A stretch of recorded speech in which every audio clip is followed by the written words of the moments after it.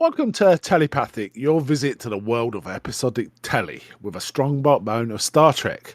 We're your two hosts who are mad about telly, Mark and Gary. Hi, Gary. Hey, Mark. How's it going?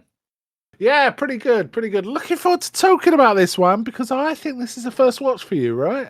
It is. It is a first time. And your first animated series, right? Is that right? Or have you seen the animated series before? Well, I suppose you should probably tell the listeners what animated series you're talking about. Yes, we are. Today we are covering an episode of Star Trek: The Animated Series.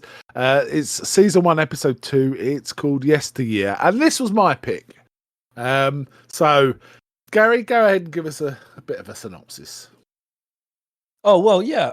Should we talk about just the animated series in general to start with? So yeah, sure. It's not something I had ever watched, really. So no, and I encountered it when it first aired. So I must have been 8 or 9, right? Right. Yeah. And I was familiar with Star Trek, so I just went to watching this, and I watched it all. I liked it. So it wasn't long after 73. It's first aired in America, so not long after the 7-8 years after the last 7 years after the end, or 6 even. And they got most of the voice actors back. The only one they didn't, most of the main cast as voice actors. The only one they really didn't of the main cast that kind of wound up the show was Walter Koenig as Chekhov for some reason. Apparently they couldn't afford everyone, which is a bit odd because not everyone does every show. So they could always swap people in there. And funny enough, he went on to write one of the really good episodes called The Infinite Vulcan. So I think Roddenberry wanted to give him something, right? Yeah. Wanted to include him in some way. And interesting. And this episode we're going to talk has quite an interesting guest appearance in it too. So it's like it's not like they couldn't get people in, but I guess it's like the others were more regular contracts for the whole thing. I guess I don't really know. Weren't you saying something like they were just originally going to have Shatner, but then didn't Shatner say something like he wouldn't do it unless he had the whole crew or something? I'm not worrying that. I don't remember saying that, but you could be right, or maybe you read it somewhere. But maybe. That doesn't sound very Shatner, actually. Yeah, maybe we should cut that. I wonder if that was. I don't know where I heard that. No, don't worry about it. It's fine. It's fine. I mean, it's interesting. The thing is, Shatner often hogged all the best lines, and he was quite demanding. He was quite jealous and Nimoy, wasn't he? Being a more popular character than Kirk and stuff like that. But it's possible. He has got, he does sometimes make gestures like that. He can be inclusive when he wants to be. So it's entirely possible. It's entirely possible. Yeah. So anyway, so I'd never watched it as a kid. So we're coming at it from, Mark, you've obviously seen it as a child, and then I am first watch at 33. So let's see how this goes. I'll give a run through of this episode then. So this is season 1, episode 2, Yesteryear. And it opens, and honestly, I almost fell out of my seat when I watched this. It opens with Kirk saying something along the lines of, "We are orbiting the master of time and space, and we are currently doing time observations through talking to this being that controls all of time." And he says it in the most casual way and as quick as possible. Yeah. It's like nothing, right? It's like nothing. And that they don't mention they have to be very careful when they go back to not interfere with anything, right? Just we're talking to a being that can control time and space, and we're just there and we're doing research on it. And in fact, we've gone inside it, and we are like traveling through time. And anyway, Spock and Kirk pop out of the this time being, whatever it is not explained at all. Well, it's a reference to an old episode of what is it? The City on the Edge of Forever, the one where Kirk goes back to the 30s, and if it somehow might interfere with time, or McCoy might interfere with time to stop the World War II being won by the Allies, all that stuff. It's that portal, isn't it? Or it looks exactly like it. Yeah.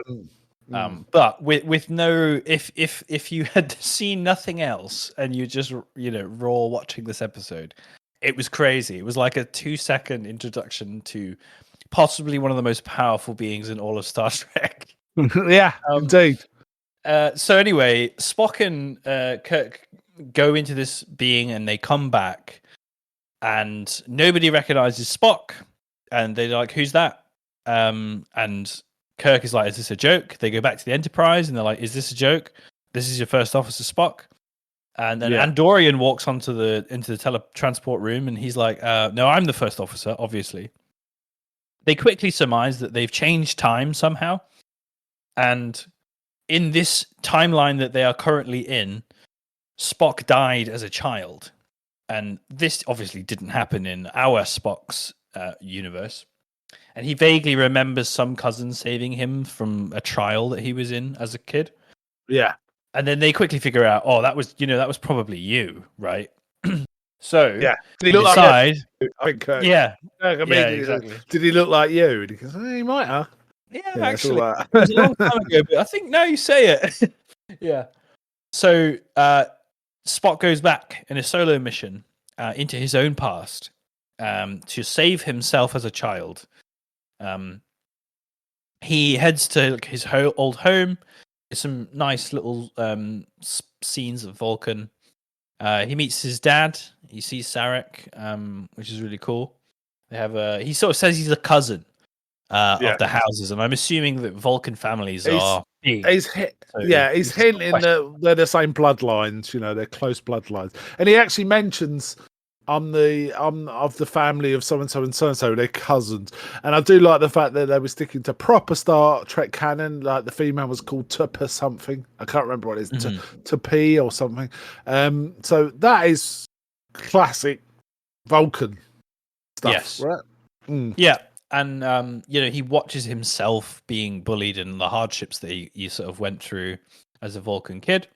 Yeah. A trial is about to start, and he falsely remembers that he gets attacked on his trial, but it's actually he goes off to prove himself before the trial begins. Yes, which is where he gets attacked by a beast in the mountains. Yeah, indeed. And his older self, he jumps into action. He takes out the beast, but not before his pet dog that had gone with the child him. Yeah. Got mauled by the beast and was poisoned. Yeah. He then sends his child self, goes back across the desert to find a healer, and he comes back, and it turns out that his dog it's too late. Like the dog is going to die from the poison, and Spock sort of gives him a bit of mentorship, I guess, around accepting emotion, accepting the logical side of things, the human side or the Vulcan side. And then obviously the kid gives the doctor the permission to sort of let his dog pass away. Yeah. And then he's kind of sort of he sort of goes back home. Everybody's happy. He then goes back into his own timeline, and everybody recognizes Spock and kind of he's fixed all of the timeline. End of episode, I think. Yeah. I think that's about as sure as I could make it. this for me, this episode kind of sums up what this is about, which is it's not a kiddie show, right? It's an episode of Star Trek. It's the story could be from the original series, and the whole thing's like that. It's not kiddified in any way. It's Star Trek, shorter out stories, shorter episodes. It's a little more ambitious because it's animated. They can actually do more stuff. It's possible. All right, the animation's basic, but even so, you can have much bigger vision of what's going on. So it's kind of interesting. There was somebody who was analyzing the time dilation. It was like a Birdman. Yes, he wasn't in uniform, but he was like an actual alien, which is something you definitely didn't see in the original series that much. Was the Enterprise crew as aliens? You see it a little later in the newer series of Star Trek because they can do more, but even in TNG they didn't really do it. But in the everyone's series, humanoid, aren't they? Almost they're all humanoids. But this was like a full-on Birdman, and then yeah, the beast that attacks him as a boy again looks great because it's an it animated. looks fantastic. Yeah, it it's really an animated beast, and it would just look horrible if they were in those suits. yeah.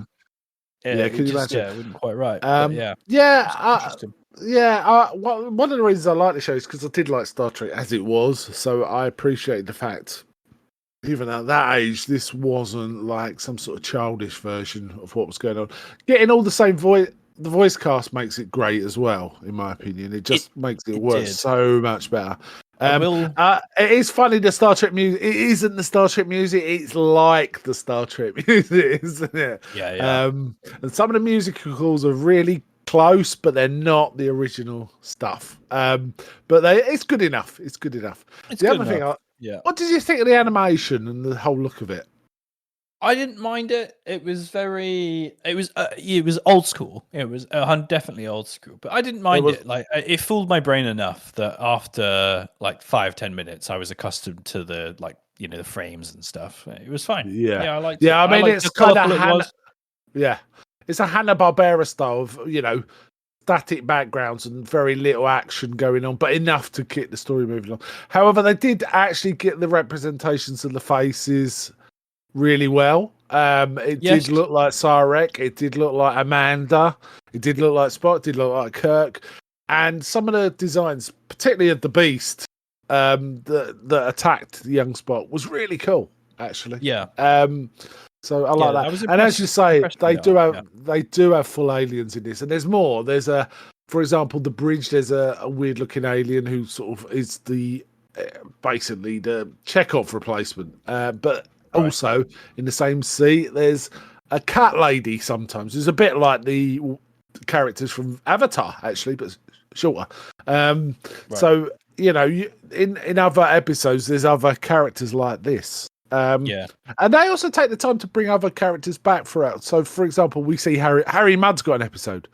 The guy, I can't remember his name, Cyrano something, the one who bought the Tribbles. There's a Tribbles episode with him back in it. Right, the guy, on the space things station. like that. Yeah, and this one was written by DC Fontana, who wrote, she wrote Farpoint. She was a co-writer of Farpoint, Next Gen, and also a writer on the original series. Now, she was Roddenberry's secretary, but she was so good at making suggestive plot that he said, right, I'll stop being a secretary, you're now in the writer's room, right? Right. And she wrote some great episodes, really good episodes. And Nimoy credits her with doing a lot of the stuff that expands the Vulcan cultural elements, right? Right. So she's quite important to Star Trek as well. And this is her story. Did you enjoy this one? Is my next. It was tough for me. I am somewhat allergic to time travel episodes. I picked the wrong story, didn't I? I picked the wrong story. I was don't get me wrong, I don't mind it in Star Trek too much, because Star Trek usually does it in a fairly non-offensive way. This was a little tough for me because they entwined, they did that classic, that didn't happen in my timeline, it's going to happen in this timeline, and then I'm going to go back to my timeline, and it's kind of it's fine. Do you know what I mean? I don't. Yeah, I mean, this is a full time paradox, isn't it? It's like, how could Spock have got there in the first place if he'd have died when he's a child? Exactly, and I don't mind it if it's they don't try and explain it, which is they good. don't. They don't do a Back to the Future where they explain it and then they contradict it in the same thing. They just sort of leave it, and it's fine as it is. But like these kind of episodes, they're kind of like that contrivance of like, I almost would have just preferred a him reminiscing about his past and kind of dropping the sci-fi from it a little bit and just lean into the drama of a half alien, half dealing with racism, basically, right? Yeah, exactly. I would have almost preferred like them just to lean into that, but They had to have a hard sci-fi, weird time travel element, which didn't really work for me, and especially it didn't work because it's like, why is Spock going off on another adventure somehow affected his past for a time machine when he could go back at any point for any reason? It's not like, instead of doing this, I should have been doing that. That doesn't work when you get to time travel, does it? So I appreciate you're like, yeah, it felt like a sort of sci-fi contrivance just to talk about his past, which I felt like you could have just done his past and that would have been still an interesting sort of story to tell. But yeah, like the beginning where Kirk was just like, yeah, we just got access to this thing that can send us to any point in time, and I'm like, what? What do you mean? Like, so any threat is, you know what I mean? It just didn't quite work for me, that bit. There are similar shortcuts throughout the animated series because I think they had so little time per episode. You had to fit a lot of plot in the 20 minutes, right? Or 22 minutes or whatever it is. So I feel like almost all of not all of them, but quite a lot of the stories you see could have been 50-minute plots in original series Star Trek, right? But they've obviously trimmed it down. And a lot of them do actually call back specifically to the original series. They're almost sequel episodes. Like I say, there's a Tribbles episode, there's a Harry Mudd episode, and it'd be kind of interesting for us at some point, perhaps, to do all the Tribbles episodes. So, original series, animated series, and Deep Space Nine, I think. I don't think there's a Tribbles one in TNG, is there? I can't remember a Tribbles one in that. There's also some other interesting stuff, like there's an Andorian first officer who's reasonably good-natured about the fact that he might be lost from the timeline, be off. Well, again, that didn't make any sense because in his timeline, he is just him. Like he wouldn't just disappear. No, he wouldn't just disappear. It'd be on a different career track, wouldn't he? Or be on another ship or something. Well, that ship would just continue, right? Like Spock would just disappear back into the portal and just would never return, and their lives would just continue with the Kirk that they left. Like, do you know what I mean? It just didn't quite. I don't know why they went that way, but anyway, nobody ever gets time travel right because. It's not. Yeah, but to be fair, I know the time travel thing publisher, but this Guardian Forever is established in the original series. Yeah, he's not that compliant. He's kind of compliant, but he's not entirely. They're taking guesses of what they have to do and stuff like that. But as I remember the end of that episode, I swear that they signpost that place as like a we won't go here. Similar to it's too dangerous, right? It's too dangerous. Similar to the aliens that could, that Pike ends up going back to. In the very first episode where they can control your life. They signpost that place planet you don't ever go to. Yeah. I swear that episode was that, but anyway, I could be wrong. Yeah, it's kind of nice to for them to have Mark Leonard on. Sorry, I mean that's a great. They didn't have to do that. They could have got anyone. Man. In fact, James Doohan, Scotty does a lot of voices for other characters in this series, famously because he's good at it. They get him doing other voices. So they could have done that for example, but they didn't. They didn't. No, he was good. And I think that's probably Gene Roddenberry wanting that, right? He wanted to pay it forward to the actors. Or better payback for the actors that sort of made it what it was. So I gotta say the voice talent, everybody was amazing, but it really highlighted the voice actor who was playing young Spock. He was good, wasn't he? Yeah. I didn't like him.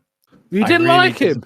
I thought he was really struggling, and then when he was played against the other characters like Sarek and Spock and Leonard Nimoy, do you know what I mean? Oh man, it was really obvious. I thought he really struggled. No, I thought it was fine actually. But it may be because I'm more familiar with it and I've seen this episode like, I don't know, half a dozen times. So I'm kind of used to it. So it could be I've kind of overlooked I thought it was pretty good. I did like the dynamic and the drama. I did like the fact I loved he was that was my favorite. He's That was being my bullied, favorite part. which they reused in the 2009 Star Trek. That's an element in that where he's being bullied as a child, right? Yeah, the Uh, three bullies surrounding him, trying to get an emotional response out of him. Yeah, they literally pinched that and put it into 2009 Star Trek. Yeah, and they have a little touch where Spock, older Spock, actually teaches his younger self the nerve pinch, right? We don't see it, but it's talked about. He teaches him how to do it properly. yeah, exactly. He teaches himself how to do the nerve pinch. Yeah, that's great. That's a canon event, apparently. Yeah, so I mean, it's a short these are short stories, 20 odd minutes. They got to pack a lot in. The script because of that, in all of these, the scripts tend to be quite functional, but even so, I still think they're pretty well written, and I think this one in particular is pretty well written. It kind of it's really interesting. Some of the elements in this actually feed into Star. They become canon. You know, the name of the city they're in, and the tests he's going through as a boy. That all becomes Vulcan canon and is used. I think it's a lot of it's in Enterprise, for example. Yeah. So it's interesting how much it plugs in. This one was also nominated for an Emmy. Really interesting. Yes, it was. It's regarded as one of the best of the series.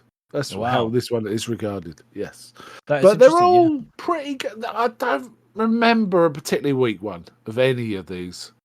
It's not laughably bad ones. Let's put it that way. No, that's good. I didn't get the impression that it would be like I it was very competent. I really enjoyed the interactions between older Spock, who was pretending to be this cousin or whatever, and his mother and his dad, and this he's somebody who's not supposed to have. He's not that. He tries to control his emotions and stuff. Yeah, and he's in a completely unique scenario where he's back home. And he sort of even laments that he forgets how beautiful it is, and there's that great line that Spock has where he's almost emotional but not. Yes, I thought they did that really well. He's seeing himself being bullied, and he knows what the kid's going through, and he's been there, and he's trying to guide himself. And there were some great touches where he says, "There's some good lines, isn't there?" He says to some Sarek, really good lines. Yeah, within the family, all is silence. He says, meaning I'm not going to talk about this, which is a great line, but it also tells Sarek he's family. One line delivers quite a lot of good stuff while being a good line, which is good, right? And that's the sign of good writing. Yeah, the last thing he says to Sarek, right, which is, Sarek says, "How can I repay you for sort of saving my son?" And he says, "Just get to know your son." And I thought that was really strong. I thought that was such a strong line. And Sarek's like, "That's a strange request, but I will honor it." Yes, I will honor it. And you're like, man, that's and there's some good lines between Spock and young Spock. At one point, he says, "I understand we have some human blood in our part of the family too." Things like that. So showing why he understands. So sounds like you didn't love it, but you liked it. Would that be fair? Yeah, I didn't love the whole. I didn't like the whole, but I loved some of the sections of it. Yeah, like I say, I really enjoyed the drama in the middle of the episode. Yeah, and I thought they were going to set up something really, really cool, because so it left me a little bit disappointed at the end of the episode, because in Spock's own past, so our Spock, I'll call him, his dog didn't die in this encounter. Yeah, so that indicates it died in paradox. This. That's right. Yeah. It died in this encounter, and sort of when they come back, he tells Kirk this, and Kirk's like, "Well, everything seems fine, so let's not worry about it."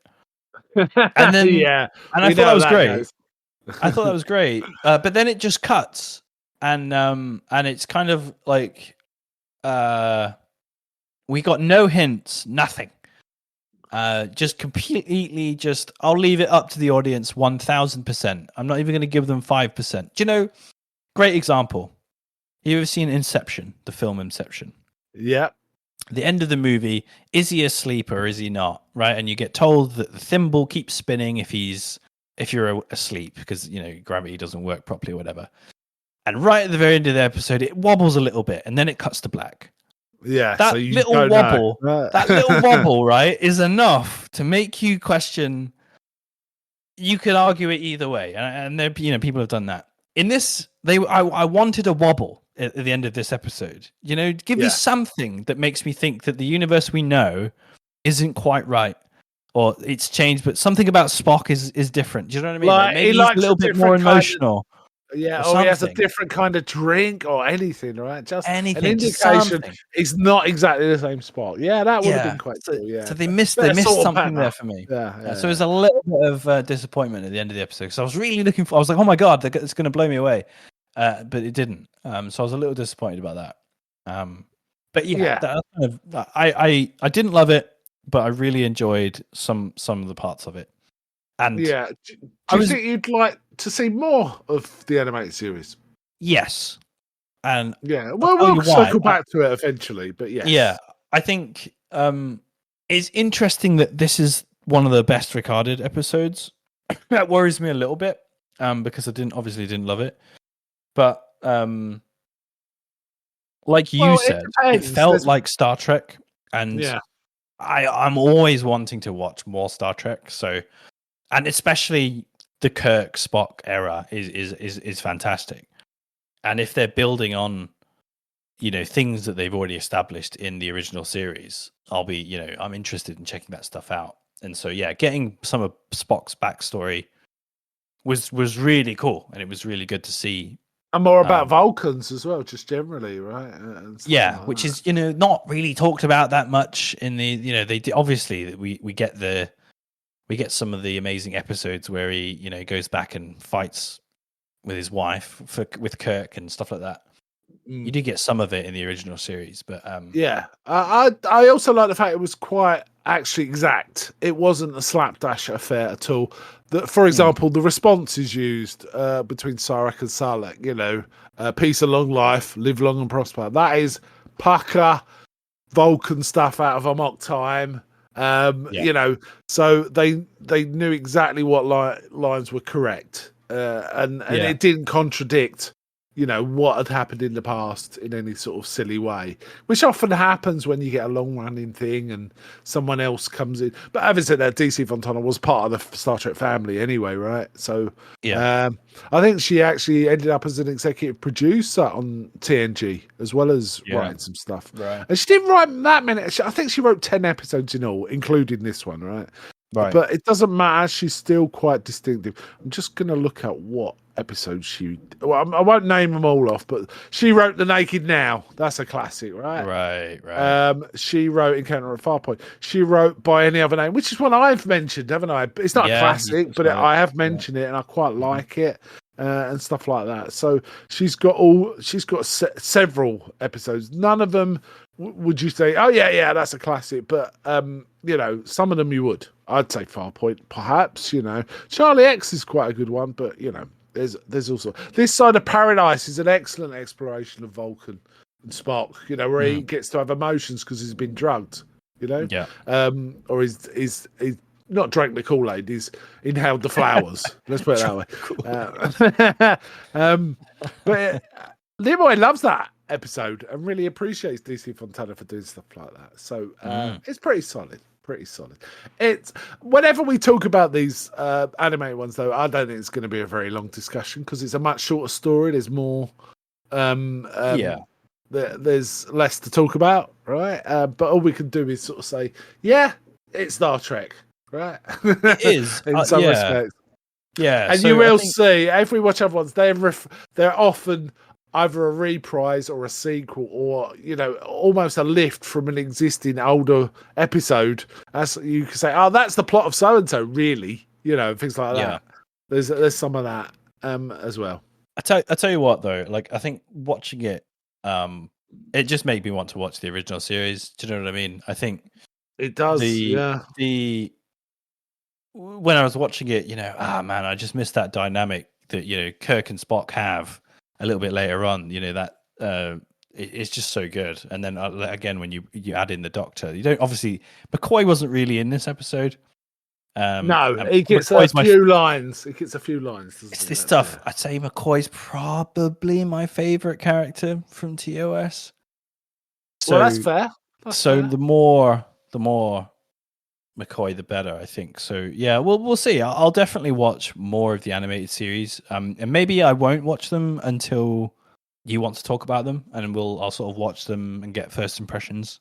To be honest, this particular watch did also make me want to watch the original series, but also made me want to watch some more DC Fontana episodes. Actually, right.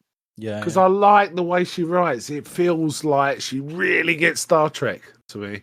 Yeah. Even the silly throwaway one, she just gets it right. So it's kind of juiced me that way as well. Really. Yeah. All right. Let's. Any last thoughts? We'll skittle off. Any last thoughts about this one? I don't think so. Yeah. I really enjoyed seeing some new Star Trek that I hadn't seen before.